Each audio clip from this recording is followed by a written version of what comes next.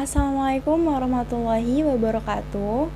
Kembali lagi di channel Syifa Mumtazah SM. Insya Allah kita akan melanjutkan kembali ya pembahasan kita, yaitu terkait dengan apa aja sih adab-adab dalam membaca Al-Quran. Nah, kalau kita review sedikit di pembahasan kemarin itu, kita udah tahu kan bahwa Al-Quran ini merupakan perkataannya, firmannya Allah. Nah, berarti kita bisa simpulin teman-teman bahwa ketika seseorang itu lagi membaca Al-Quran, sebenarnya dia lagi berhadapan langsung gitu sama Allah, berdialog langsung dan bermunajat gitu sama Allah. Meskipun secara zahir Allah ini tidak nampak, tidak terlihat, tapi sebenarnya Allah memperhatikan kita loh. Dan kalau kita sadar, pasti kan kita memperhatikannya balik gitu. Nah, tentu ini bukan suatu hal yang sulit, karena kita udah biasa gimana kita berinteraksi sama seseorang gitu di luar, berhadapan langsung sama seseorang. Nah, pasti kita memperhatikan tampilan kita kan. Justru kita malu ketika tampilan kita itu jelek di hadapan orang lain. Nah, apalagi ini berhadapan sama Allah gitu. Kayak perempuan gitu kan, misalnya dia mau keluar rumah, pasti kan dia merasa risih kalau keadaan dia itu lagi berantakan. Begitupun dengan laki-laki, pasti sukanya dengan yang rapi-rapi, yang wangi-wangi. Nah, apalagi ini berhadapan langsung sama Allah yang mana statusnya lebih tinggi dari seorang presiden. Nah, kalau seorang presiden itu kan sebenarnya ketika ia ingin melakukan sesuatu pasti masih ada naungan orang di belakangnya kan, kayak masih ada naungan-naungan partai gitu, dan ujung-ujungnya kalau ingin melakukan sesuatu masih butuh lah bantuan dari orang lain. Tapi ini kalau Allah sendiri itu beda gitu. Dimana tanpa suruhan dari orang lain, tanpa bantuan dari orang lain, tanpa kehendak dari orang lain, Allah bebas melakukan apa aja. Nah, sebenarnya situasi corona ini jadi bukti teman-teman. Kayak kemarin itu kan Ka'bah ditutup dan juga masjid-masjid ditutup, tidak bisa melaksanakan sholat Jumat. Itu jadi bukti di mana Allah ini tidak membutuhkan ibadah kita, tidak membutuhkan pujian-pujian dari kita, tapi sebenarnya kitalah yang membutuhkan pertolongannya Allah. Nah, oke, langsung aja ke poinnya. Ada apa aja sih dalam adab-adab membaca Al-Quran ini? Yang pertama, adab dalam membaca Al-Quran itu adalah kondisi kita yang bersih gitu, yang suci. Nah, ini udah dicontohin langsung ya sama sahabat Rasulullah, yaitu Umar bin Khattab, semoga Allah meridhoi. Nah, Umar bin Khattab ini kan ketika pertama kalinya ya menyentuh mushaf Al-Quran, itu kan ditolak gitu sama saudara perempuannya. Saudara perempuannya ini berkata, kamu tidak boleh gitu menyentuh Al-Quran karena kamu dalam kondisi yang kotor. Kamu harus mandi dulu, wudu dulu, baru kalau emang udah suci baru boleh memegang Al-Quran ini gitu. Dan setelah itu Umar bin Khattab langsung bersih dan baru berani gitu membaca Al-Quran sampai di ayat 14 Quran surat Toha itu, dan langsung meyakinkan diri untuk bersyahadat, mengatakan ia ingin beriman dan ingin bertemu Rasulullah, menyatakan keimanannya.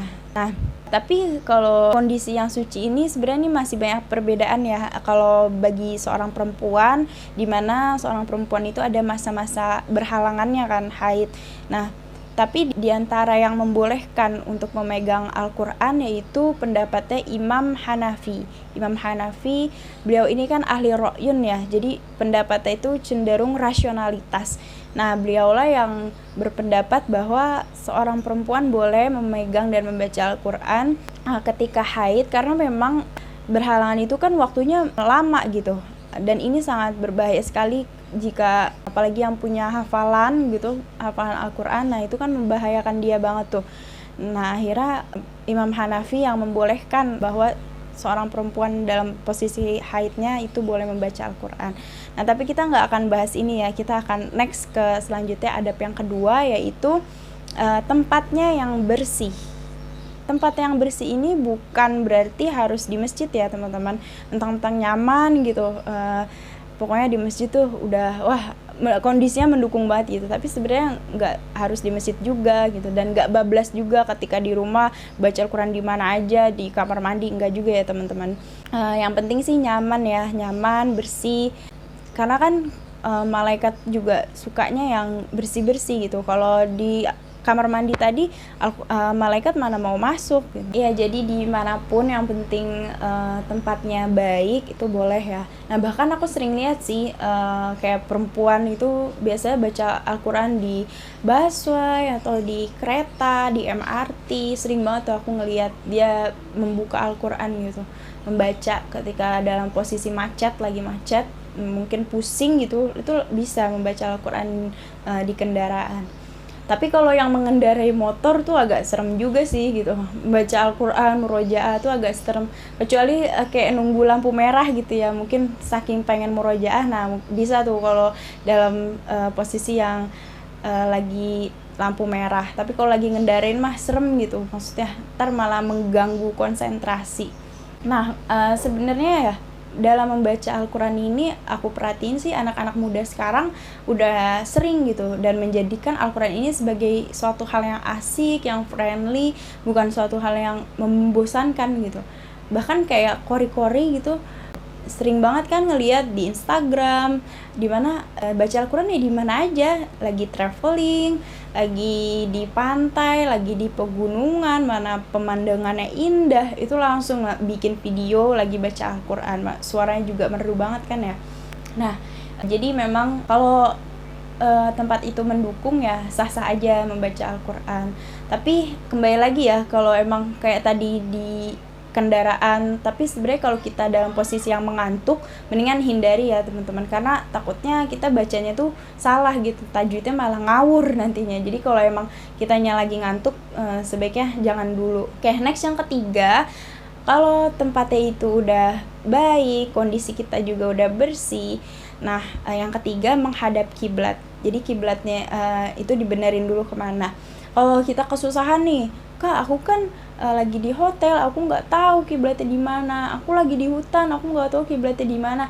Ya ampun, zaman sekarang kan udah canggih ya teman-teman. Nah, aku kasih tahu nih aplikasi yang menyediakan fitur kiblat, menghadap kiblat, yaitu aplikasi Al-Quran Sajidah.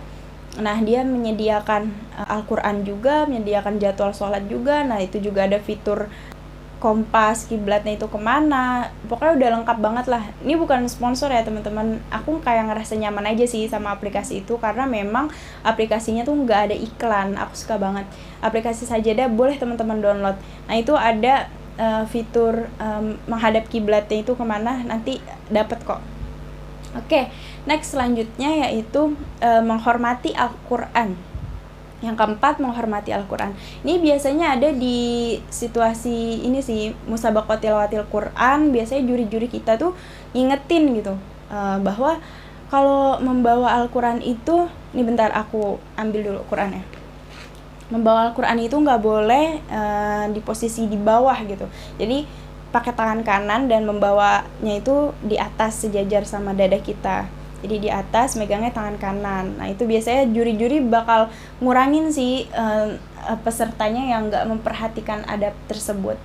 Nah, yang kedua, biasanya nih kori-kori yang emang pengen melantunkan ayat sucinya dengan suara merdu dia, tapi ada suatu ketika dia lupa gitu, nadanya itu seperti apa yang ia ingin bawakan. Nah, itu malah cenderung orang tersebut tuh panik gitu di panggung atau di tempat dia.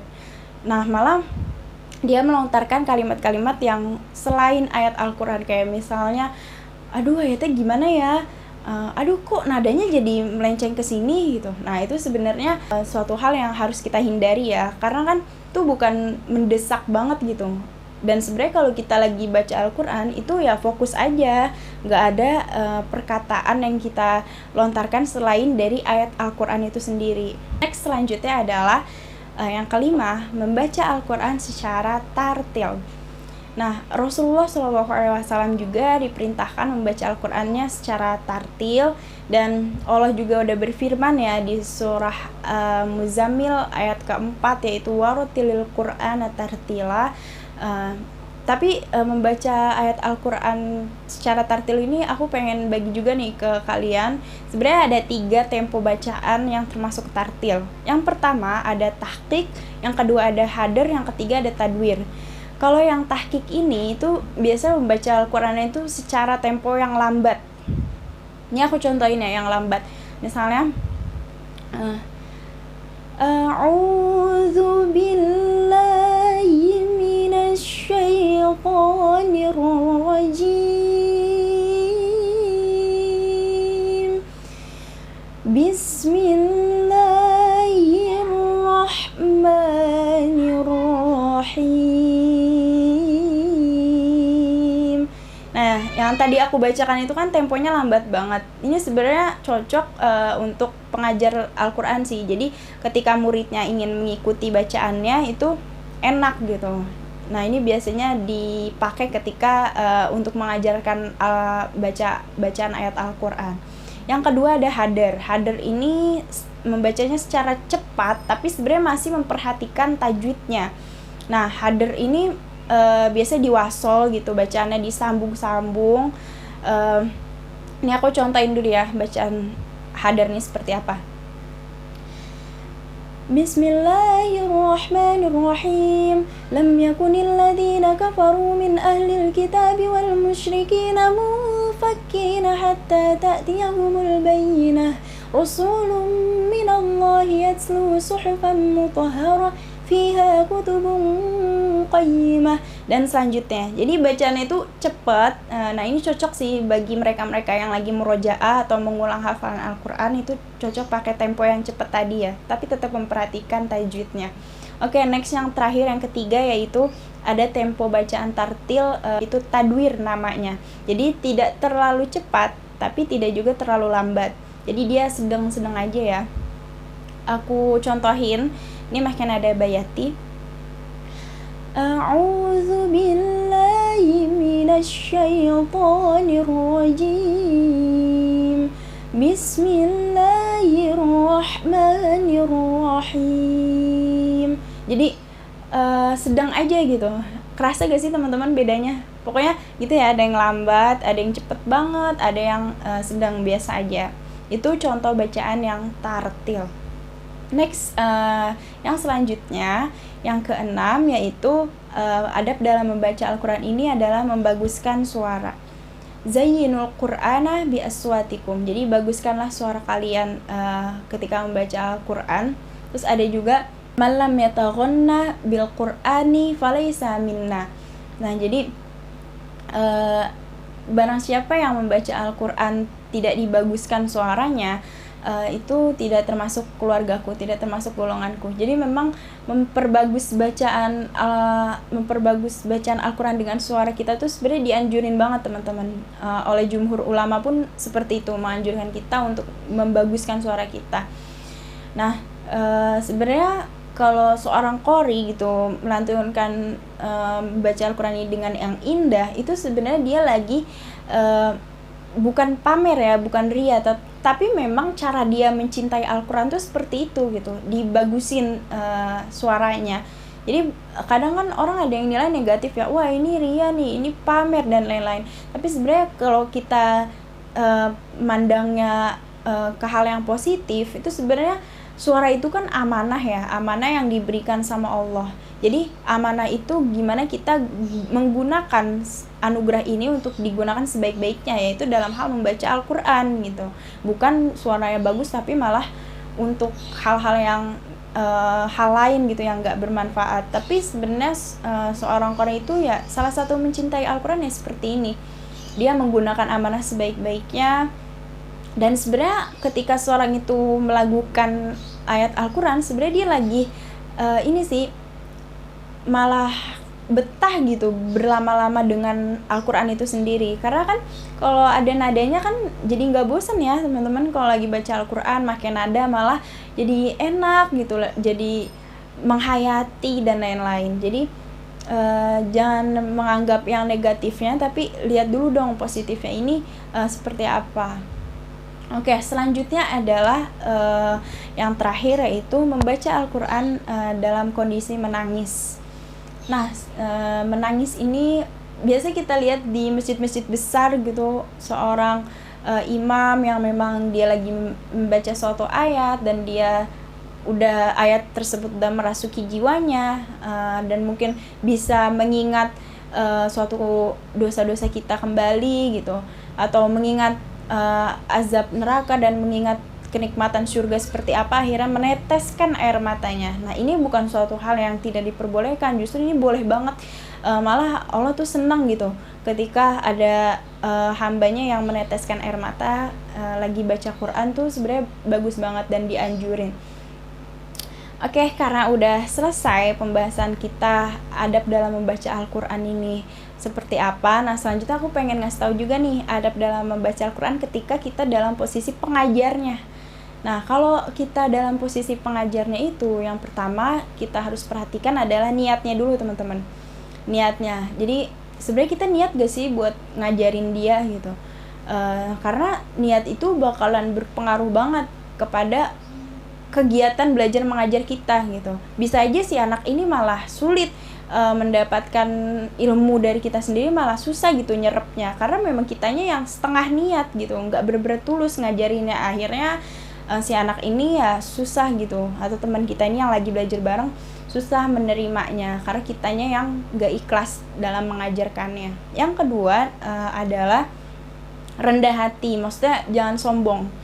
Ketika kita udah dalam posisi pengajarnya dan ketika kita udah ngerasa ahli gitu di bidang ini, apalagi sebenarnya ilmu itu kan punya Allah semua ya, dan kita tuh ibaratnya bukan apa-apalah gitu, apalagi ilmu Al-Quran gitu. Ini kan serem banget gitu kalau kita ngerasa kita harus pokoknya kita lebih dari yang lain mah apa dan segala macam, terus kita ngerasa lebih mulia gitu karena kita bisa baca Al-Quran, wah lancar, wah pokoknya mantep banget lah, nggak diraguin lagi. Nah sebenarnya jangan seperti itu, karena ketika kita sombong bisa aja gitu Allah mengambil ilmu kita. Kayak misalnya ada kan terkadang kita udah yakin gitu dengan ayat ini, surat ini, tapi tahu-tahu kita lupa. Padahal kita udah ngulang-ngulang ayat tuh udah sering banget gitu. Baca surat itu tuh udah yakin banget, tapi ternyata lupa. Nah ini jadi bukti teman-teman bahwa sebenarnya segala kebaikan kita, segala ilmu yang kita punya itu datang dari Allah gitu. Dan Allah bisa aja mencabutnya kapan aja gitu. Jadi jangan ngerasa aman juga ya teman-teman. Tetap rendah hati, jaga adab kita. Oke, yang selanjutnya yang ketiga adalah menasehati murid. Nah, biasanya nih kita ngajar aja fokus dengan target pelajaran kita, tapi sebenarnya seorang murid tuh butuh loh yang namanya asupan, nasihat-nasihat di luar dari pembelajaran kita. Kayak aku sering juga sih temen gitu cerita kalau Sif gue baca Sif gue ngafal Al-Quran di tempat ini cuma disuruh ngafal doang, tapi gue nggak dikasih tahu tips and tricksnya, kayak pengalaman dari ustazahnya juga nggak dikasih tahu. Kita cuma fokus buat nyetor aja hafalan kita. Nah ini kan jadi kayak pengingat kita kalau memang kita punya suatu pengalaman buruk kita, baik kita, yang memang itu ada hubungannya dengan proses pembelajaran kita, ya sharing aja gitu, jangan ditahan-tahan ya. Jadi kasih tahu aja kalau memang itu kayak misalnya ini nih yang menjadikan kita tuh lambat dalam menghafal Al-Quran, atau ini yang suatu hal yang mempermudah kita dalam membaca dalam menghafal Al-Quran. Nah itu kasih tahu ya, sharing, saling berbagi. Nah oke, yang selanjutnya adalah bersemangat dalam mengajarkan Al-Quran. Nih tips yang kelima, bersemangat dalam mengajarkan Al-Quran ini ya dalam artian kalau emang kita udah posisi lagi ngajar, nah bukan berarti jasadnya aja gitu yang di situ, tapi pikirannya kemana. Atau biasanya sih ini emang datang dari faktor eksternal gitu, faktor dari luar. Atau misalnya kita lagi ada suatu masalah, terus akhirnya kita ngajarinnya itu dalam kondisi yang cemberut, pokoknya mukanya tuh wah ngeselin banget lah. Nah ini kan sebenarnya nggak baik gitu, dan orang yang lagi berhadapan sama kita pun jadi ngerasa kesel gitu, dan segala energi positif dia tuh keambil semua gitu sama kita yang gara-gara muka kita yang nggak enakin itu, yang mut-mutan gitu. Nah jadi kemudian ini dihindari juga ya, kalau kita udah ngajar tuh fokus aja dengan kita lagi berhadapan sama siapa, sama murid kita. Nah berarti sebaiknya lupain aja masalah-masalah yang ada di luar tadi gitu. Nah terus selanjutnya dalam hal bersemangat mengajar ini adalah ketika kita lagi nggak bisa hadir di suatu kegiatan belajar mengajar itu, nah alangkah baiknya kita izin gitu, jangan sampai orang tersebut tuh malah nungguin kita dan kita nggak ngasih kepastiannya gitu.